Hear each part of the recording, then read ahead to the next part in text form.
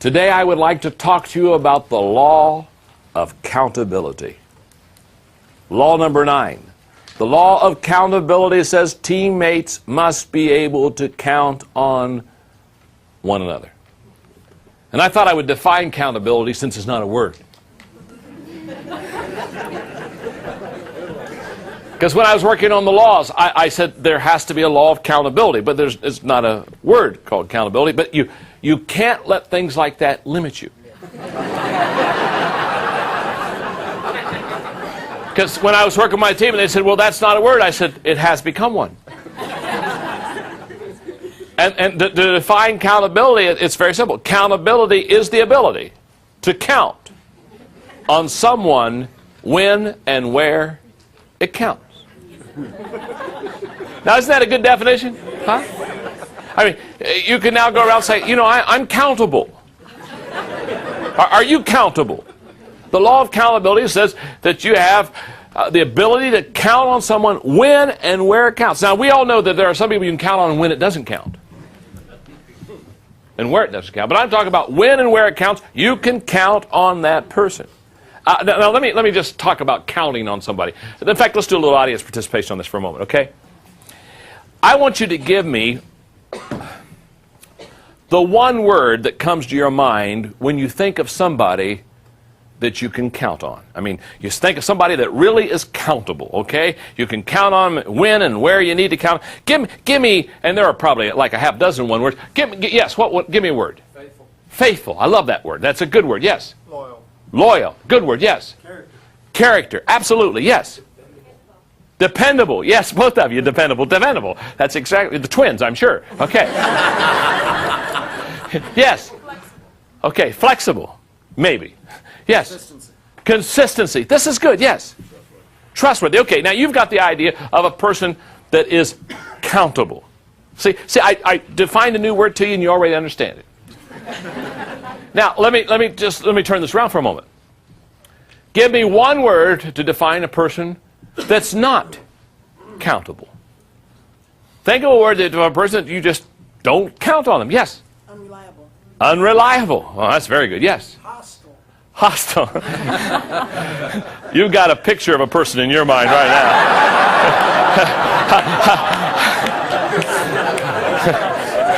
You need to take that picture and go home and have target practice is what you need to do. Yes, clear up there.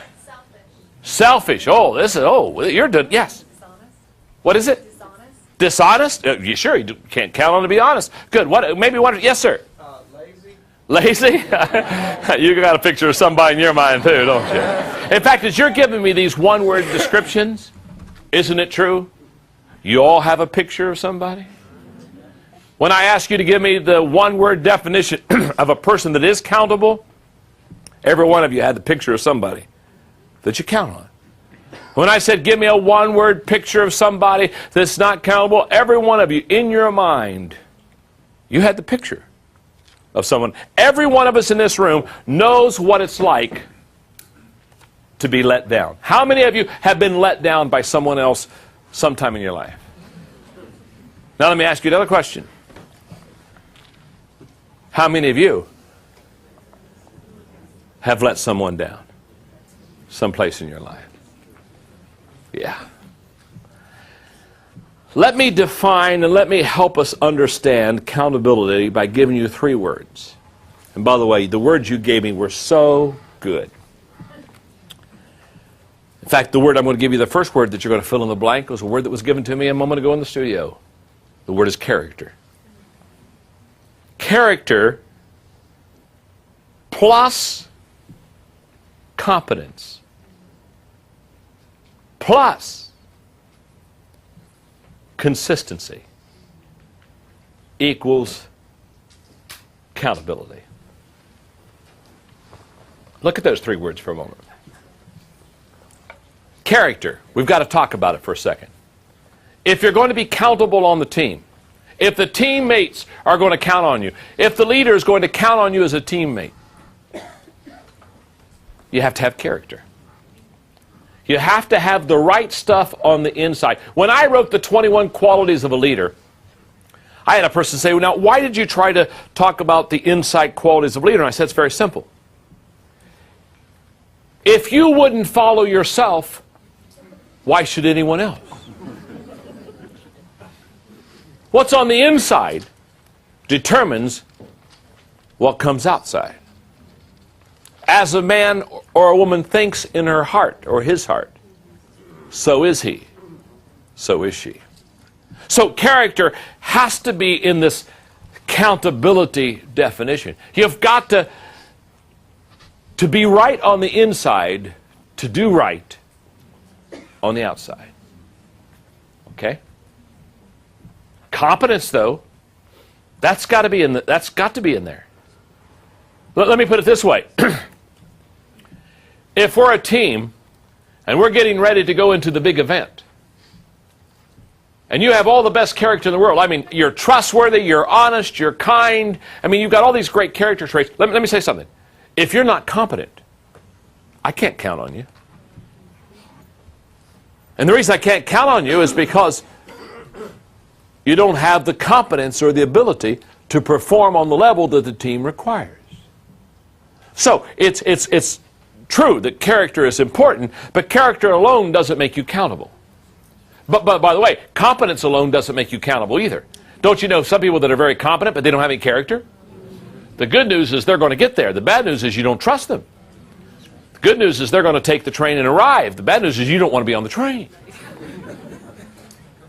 So they have character and they have competence. You've got to have both. This is not an either-or thing. Character plus competence. Now, yet I know some people, they've got good character, they're competent, but I still don't count on them.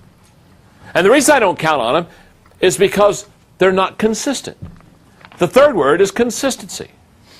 Now, when you can put those three words together, they have character, they have competence, and they are consistent.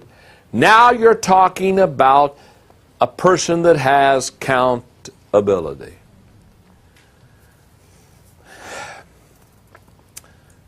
Earlier in one of the other training tapes on the teamwork laws, I referred very quickly and briefly to the law of the inner circle. That's a leadership law out of the 21 irrefutable laws of leadership. And that law of the inner circle basically says those closest to you determine the level of your success. Those closest around you. In other words, your success or failure very seldom is dependent upon all the people out there. It almost always is dependent upon the few people right here. Now, the reason I'm going back and talking briefly about the law of the inner circle is that when I think of accountability as far as a law of teamwork, here's what I want you to know. Every inner circle member that I have, it's only about a dozen, but every inner circle member that I have, of all the teamwork laws they have to be a 10 on, of all the teamwork laws they have to be a 10 on, let me tell you something right now. This is the law. I would not have an inner circle member that did not make a 10 on this law. I have to count on my inner circle people. If I question their character, they can't be on the inner circle. If they are incompetent, they cannot be on the inner circle. If they lack consistency, they cannot be on the inner circle because too much is going on and we have too many things to accomplish for me to somehow have an inner circle member that breaks the law of accountability. I want to encourage you. Time out just for a moment. I want to encourage you. When you go back to your team, when you go back to the inner circle, not the whole team, but the 2 or 3 people or the 5 or 6 people, those that are on your inner circle, those that are going to make you or break you, those that are closest to you, go back and ask this very simple question. Are they accountable? Do they have character? Are they competent? And then do they do both with consistency? If you can say yes to those 3 things, you have a potential inner circle member. If you say no to one of those 3, never let them on the inside. I promise you, if you have an inner circle member that is not accountable, it is only a matter of time until they'll hurt you. Coach Bill McCartney, who for many years was the football coach for the University of Colorado, later years has become the leader of the Promise Keepers movement across America. Coach Mack is a very good friend of mine, and he's a marvelous motivator.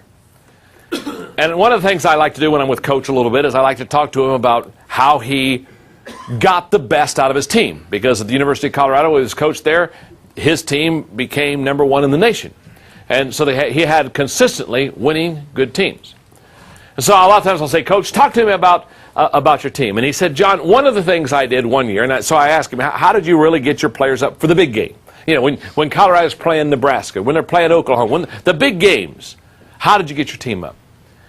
He said one year, he said the week before we were to play Nebraska, which was our chief rival, and Nebraska usually dominated Colorado until Coach Mack went there. He said we were going to play at Nebraska, and I think University of Colorado maybe had never won at Nebraska, but it was a game of which kind of like a David and Goliath deal. So he said I took a football, and he said I gave it to every player on the team. And he said, I want you to take this football, and I want you to dedicate this football and this game to someone you greatly love. It can be a brother back home. Maybe it's your mom. Maybe it's your high school coach. But somebody you greatly love and respect. He said, in fact, I want you to write him a letter. And he said, what I want you to do is I want you to write him a letter and say, I'm dedicating my play when we play Nebraska to you. And he said, what I want you to do is hold the football this week. He said, after we play Nebraska, we'll put the score on the football. And that game, they defeated Nebraska soundly. And Coach told me, he said, John, I have no question the players played above their head because he said they became, here's the word, countable to somebody they respected and loved. In fact, he said many times before a big game, he said, I would go to a player and I would walk up to him and I'd say, let me ask you a question. What are you going to do in this game to help us win? And you know, he said the players are tempted to say, well, I'm going to work hard, I'm going to really play my best, coach. And he said, it's not enough. No, I'm not asking you if you're going to work hard. He said, I always expect that from my whole team. He said, what are you going to do in this game that'll help us win? Coach, I'm going to cause somebody to fumble. I'm going to recover a fumble. I'm going to intercept a pass. I'm going to run for a touchdown. I'm going to open the hole for the back. He said, I made every player tell me what specifically they were going to do in that game to bring a victory to us. And he said, when they spelled it out during the game, he said many times, he said, I'd go up to a player and say, do you remember what you said you're going to bring help us bring victory? Yes. Have you done it yet? Have you done it yet? Tremendous teaching on being accountable. So here's the accountability test, because I love this statement. The highest compliment a leader can give a team member is to count on him or her. In other words, the highest compliment that somebody can ever give you is the fact that they look at you with great integrity and say, I'm counting on you. I'm counting on you. So, 3 questions, very simple. Is my character solid? I don't know. You're going to do this for yourself, between a 1 and a 10. 10 being you've got solid character. 1 being you're in trouble. Am I confident in my responsibilities? Am I consistent in my character and competence? And you know what? I would hope, you may not be there now, but I would hope I think to be accountable, you ought to be somewhere at least in the number 7 range on all 3 of those. And maybe you are today, maybe you aren't today. That isn't the issue. It's you got to start somewhere and take the accountability test. Let me illustrate this way. I think I want to take this law and really illustrate it the best way that I possibly can. Because this law of accountability for the team and for the team players is absolutely huge. So let me just be a little bit personal with you, if I could be. I have what I call a John Maxwell accountability count. In other words, I keep track of my accountability. Now, to keep track of your accountability, the first thing you got to ask yourself, who am I accountable to? And in my situation, it's going to be different than your situation, although some of the things will be very similar. I lead a wonderful organization called the Enjoy Group that basically is a umbrella for 3 different companies. I'm accountable to the people in my nonprofit ministry, Equip. I'm accountable to people in Enjoy Stewardship Services. I'm accountable to people in Enjoy. Because I'm the founder, because I'm the leader, I'm accountable to a lot of people. What I say, what I do, how I behave, major accountability. But I'm accountable not only that, but because I write books. And I've written a few now. And because I write books, people, when they buy a Maxwell book, they have a certain expectation. So every time I write a new book, one of the things that weighs heavily upon me is this book's got to be better than the last one. I can't coast on my popularity. I can't somehow just write off a book real fast that's not my best effort and hope that people will buy it because they've bought other Maxwell books. And I know this, if they buy a book that's not what it should be or not what it could be, they're going to be greatly disappointed. And I don't want to do that. I'm accountable to my readers. And when I go speak, you know what? I'm accountable to the people I speak to. I was up at 4:30 this morning. Now, I wrote the book, The Laws of Teamwork. What was I doing this morning at 4:30? Sitting at my desk, reviewing the laws of teamwork. Because the author is going to speak. And he better know his subject. See, I'm accountable to you. You folks came today. Many of you came from out of state, flew in. Many of you drove a long distance. You've paid a price to come here. Can I tell you something? I can't take that lightly. You didn't come here to hear somebody get up there and just talk and waste your time. You came to hear somebody that's going to add value to your life. So when I come out here today, it's more than cameras and lights and training videos.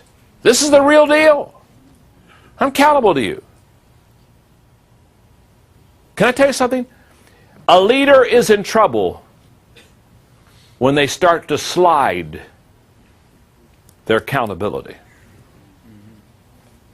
I'm not only accountable to you as an audience, or places where I go for companies and corporations, they pay pretty good dollars to fly me in to help their teams get better and add value to them. And I'm here to tell you, they don't pay me those dollars to get in there and just tell a funny story and motivate them. I'm more than a motivational speaker, I'm a motivational teacher.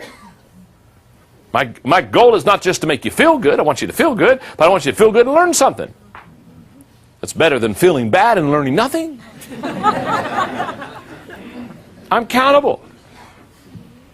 When this day is over, you're going to say either this was a good day or this wasn't a good day. He either added value to me and took me to another level, or I should have done something else. I'm accountable. And when I get home, I have my wife, Margaret, been married to her now.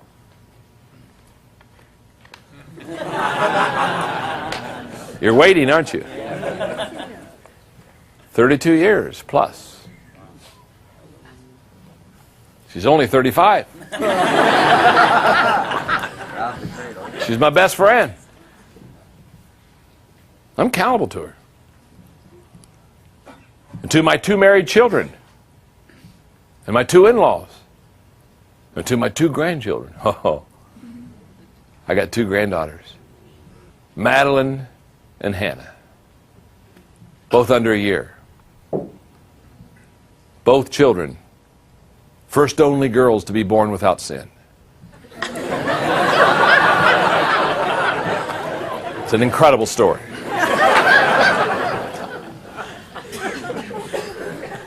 I'm accountable. In fact, let me help you get this accountability thing really straightened out in your life.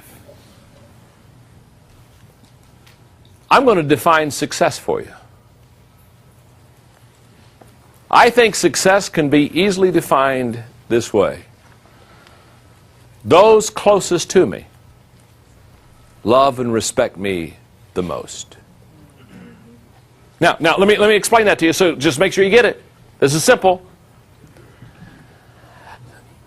This afternoon, late this afternoon, I'll go home.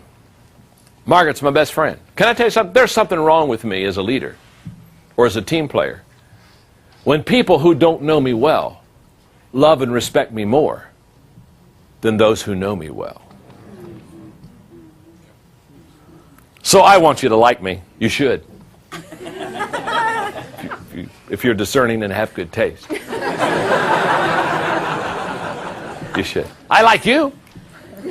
I want you to like me. But I just want everybody to understand in the studio and everybody watching the video on this incredible law of teamwork, accountability. What I want you to know is, although I want you to like me, it's not near as important for you to like me and respect me as my wife Margaret and my kids. Hello.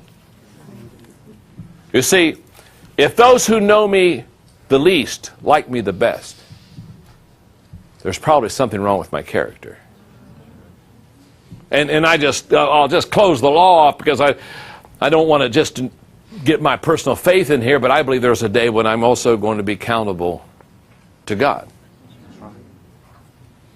I'm going to have to answer the big question. What have I done with my life? Have I added value to people? Have I climbed the ladder of success only to find out when I got to the top it was leaning against the wrong building? Here's what I know. When I go in with my teammates into the big event, I want those on my left and I want those on my right to be countable. But the person I want to be countable the most is me. Because most of the victories that I have to struggle with are not with others. They're with me. And if I can lead myself, then perhaps I'll be privileged to lead others.